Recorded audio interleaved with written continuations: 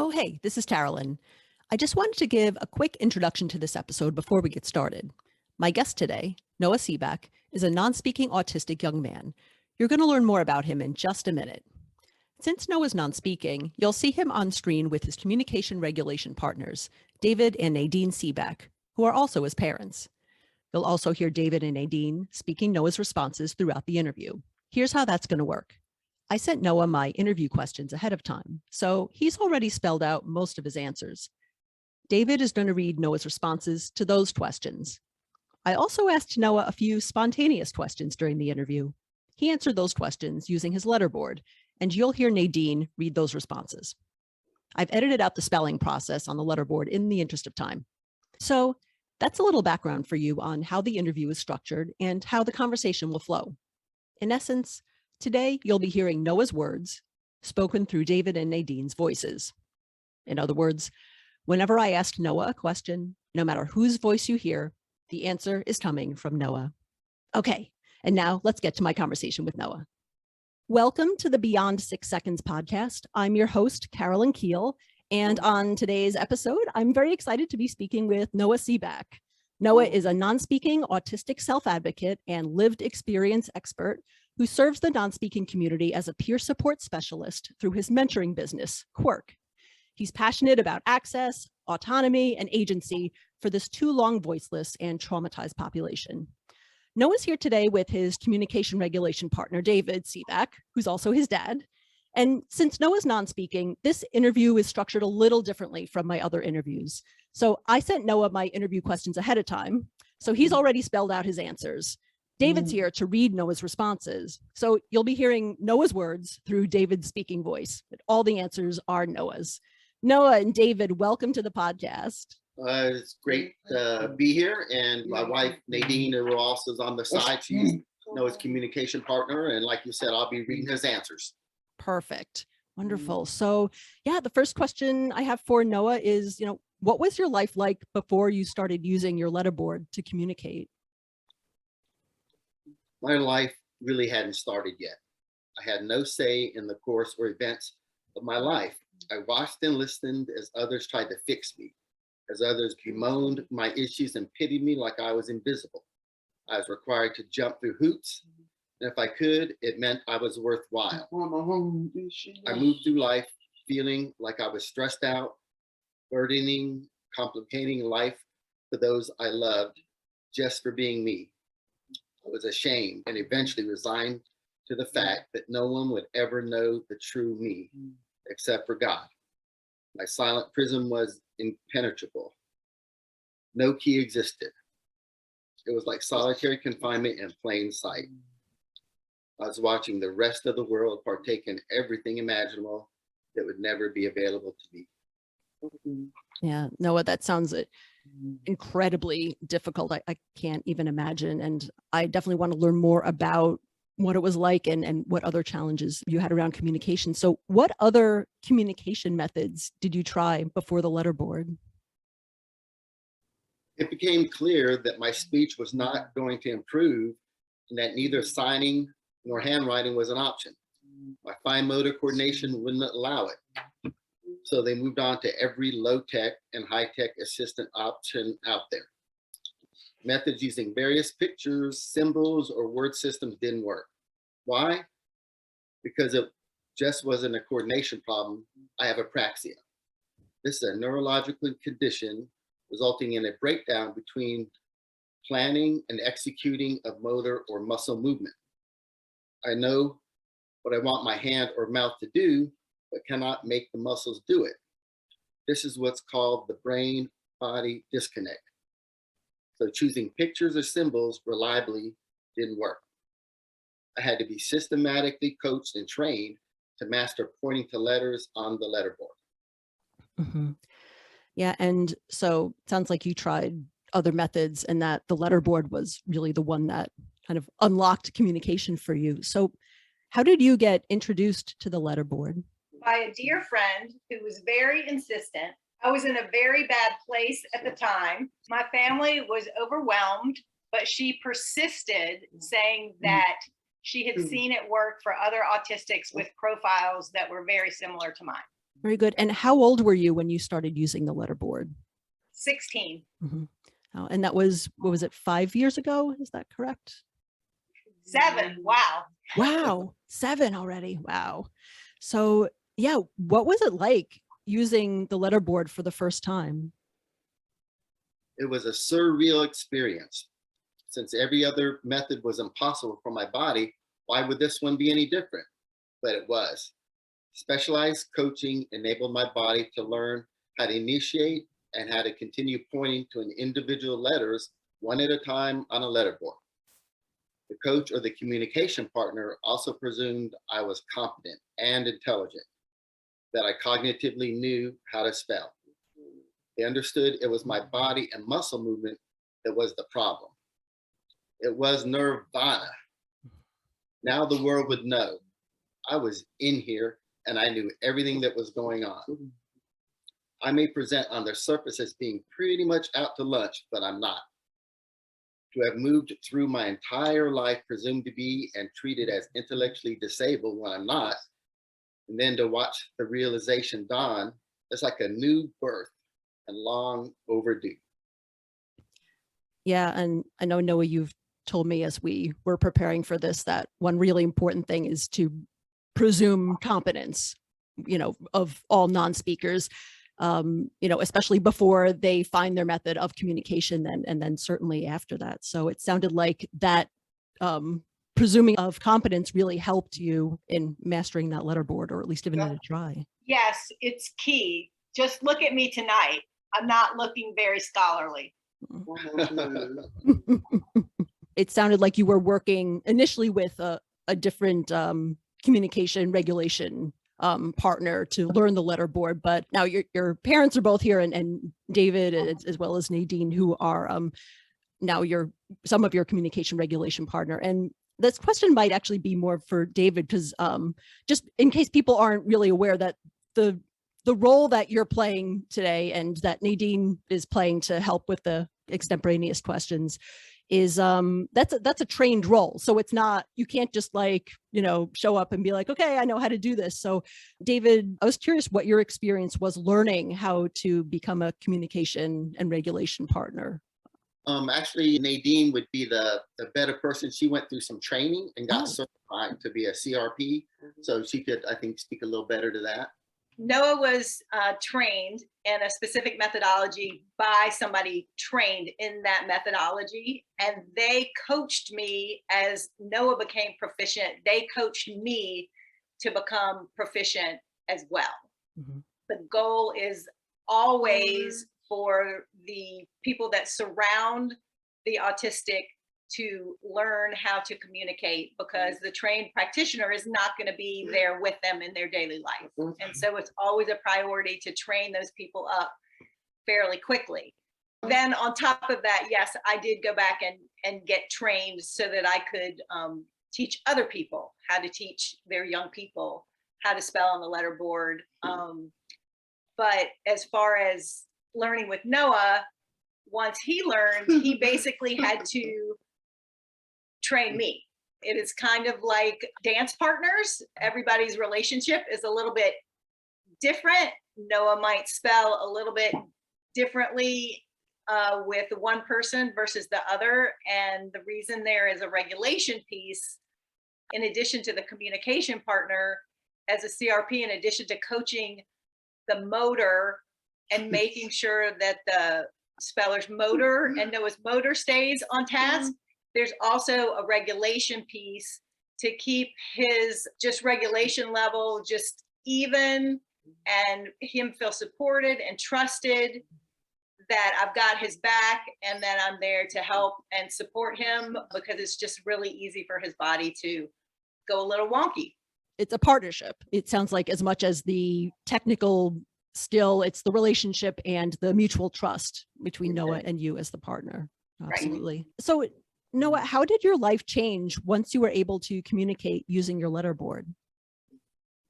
To be clear, communicating fluently on a letterboard required grueling practice, time, and energy, and perseverance to rein in my unruly body. All 100% worth it.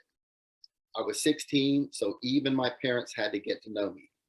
There were myths to be debunked. This learning and unlearning took time, but from day one, it was full speed ahead into a brand new future. Every aspect of my life changed, and for the better. Finally, I could pursue a meaningful future. Finally, I could speak into my own life in ways that many of your listeners take for granted. I could express my opinions, ideas, hopes, dreams, fears. I could express the trauma I had suffered with no way to raise an alarm. Oh, yeah, absolutely life-changing. So at age 16, once you started using the letterboard, you were finally able to communicate. But when you started communicating with your letterboard, some people doubted that your words were really coming from you. So what do you say to the haters who don't believe that letterboard spelling is a valid method of communication? Unfortunately, too many people still won't recognize this as valid communication. There are many things I could say, but won't. I could make many arguments and have. The whole non-speaking community has and continues to do so. We get weary of trying to prove ourselves every minute of every day. We have complex sensory movement and emotional profiles, which make us present as quirky and unusual. This doesn't help our case. People take one look and automatically judge that it's impossible for us to have intelligent thought. People don't realize the crucial role that our communication regulation partner plays in keeping our sensory, movement, and regulation on track. This is what they are doing, not directing our spelling. But if I had to pick one thing, I would appeal to the naysayers' humanity. Communication is a right, a human right. I'm neurodiverse, I'm different, yet I'm still a human being. In this age of diversity and tolerance, why would anyone want to deny my right to speak into my own life and well-being? Open your mind and heart. Talk to a non-speaker. Get to know them before you automatically dismiss their capability and lobby for them to be doomed to an existence without communication. You might be surprised by what and who you find. Yeah, absolutely. And once you started communicating through the letterboard, you started doing a lot of writing and blogging, now finally being able to express all of the thoughts and the feelings that you had inside. And you've written about the trauma that you and other non-speakers have often faced. So I'm curious, how do you begin to heal from like 16 years of the trauma that you faced before you could communicate with your letterboard? I could devote a whole podcast to that, or two. But the first step is for you to admit to yourself that you have to face the pain and work through it, because it doesn't just disappear. You also have to be brave enough to let those closest to you know that you're really, really struggling. Yeah, that's really powerful with so many people going through so many challenges. And I think I read in one of your other blog post or another article that you wrote that one of your big goals was to really help people, or if you had a superpower, that it would be to really help people overcome and heal from their trauma. So that's a really noble and powerful goal. And the business that you started called Quirk, that's one of the many goals that you have through that as well. So I'd love to learn more about your business. So what inspired you to start Quirk, which is your coaching and mentoring business that helps non-speakers? As I just shared, non-speaking autistics have complex profiles that have been misunderstood until recently. Now, those of us with lived experience like myself have been able to set the record straight and bring new understanding. We encounter unique challenges that neurotypicals just can't get. Non-speakers benefit from hearing a non-speaking perspective that can truly empathize and relate while problem solving strategies and bringing hope. It would help me tremendously to partner with someone who had already been there, done that. So I created Quirk. I wanted to be upfront with the obvious. Non-speakers are different, but that doesn't need to hold us back. We can be whole, we can thrive, and I want to make that happen. Yeah, that's powerful. And I think your role as a peer mentor and a peer coach is just a really unique experience, I would imagine, for maybe a young non-speaker or really a non-speaker of any age, to have someone who's not necessarily has the academic training of speech, but someone who's had that lived experience, who really understands what other non-speakers are going through. That just sounds like such a powerful and special thing to be able to provide for other non-speakers. So I just think that's really awesome and just so incredibly helpful. Thank you, Carolyn. I hope my clients agree. So far, so good, I think. That's fantastic. So what kinds of things do you coach and mentor non-speakers with? Body dysregulation, motor loops, which are often confused with OCD, inflexibility, and strategies to work with their parents. That sounds awesome. Are you usually on coaching calls with the non-speaker and either their parent or their communication regulation partner, and do you work with both of them? Yes, I do. It's a very complicated relationship to have a parent as your CRP due to boundaries, privacy, and the interdependence that is necessary. Yeah, I can imagine. Absolutely. Noah, you've said that you especially want to help non-speakers who are labeled, the worst of the worst, in quotes, because their challenges with communication and body regulation are misinterpreted as behavior problems and or intellectual deficiencies. Why are these types of non-speakers so close to your heart? Because that was me. I was labeled an aggressive behavior problem and treated as such. I was secluded, isolated, restrained. I was talked about as if I was a rabid animal. This was horrifying and humiliating. You have to understand that on a good day, balancing our sensory and movement differences is difficult. In a high stress, emotionally charged sensory overload type situation, it's even harder. Our bodies lose control. This is a primitive survival response, fight or flight. It can look very intentional and deliberate. It's not.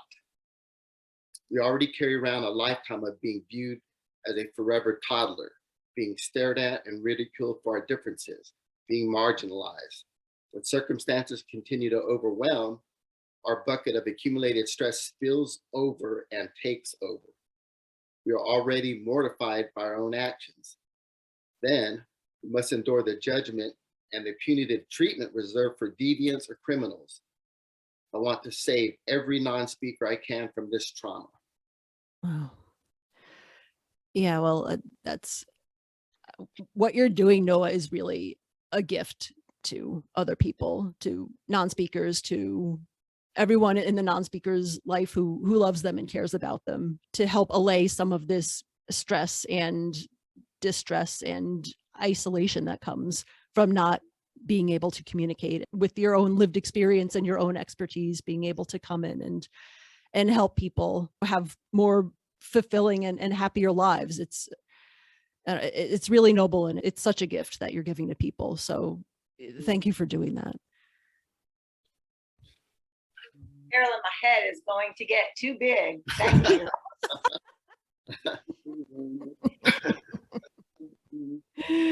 Well, I still think it's a fabulous thing that you're doing. So how can people learn more about either your story or your mentoring services and coaching services through Quirk? Check out my website at quirkthrives.com. That's QUIRKTHRIVES, one word.com, to learn more about my peer and family support services. You can find links there to all things Noah Seback. Okay, very cool. And I'll put a link to that website in the show notes so that people can click on it if they're online and get there easily. Very cool. So Noah, as a non-speaker, what would you like parents of non-speaking children to know? No matter what the quote experts say, no matter how your child presents on the outside, no matter how hard it might be for you to believe, your child is in there soaking up everything. They need your support to find a way to unlock their voice, but don't stop there. Listen to their voice and support them to become an autonomous, fulfilled, productive member of society. Provide access to opportunity and well-being. You won't regret it. Yeah, that's very important advice. And what advice would you have for non-speakers who are struggling right now? I see you, not your quote unquote behavior, not your unusual presentation. There's hope for your dysregulation, your motor loops, or any other unique challenges. Hope for your life and for your future. There was a time in my life when it was unthinkable that I could be doing what I'm doing right now. It takes hard work, but embracing your differences and becoming whole is possible. I'm living proof. And anyway, what else in our lives has ever been easy? So don't lose heart and never give up. Great words to end on. Well, thank you so much, Noah and David and Nadine for being here and being on my show. And yeah, Noah, I really appreciate you sharing and really opening up about your story. And I really loved learning about the way that you're helping other non-speakers. Carolyn, I appreciate the opportunity and the platform that you extended to me here. And most of all, your grace and acceptance. Thank you. Yeah, it was great having you on the show.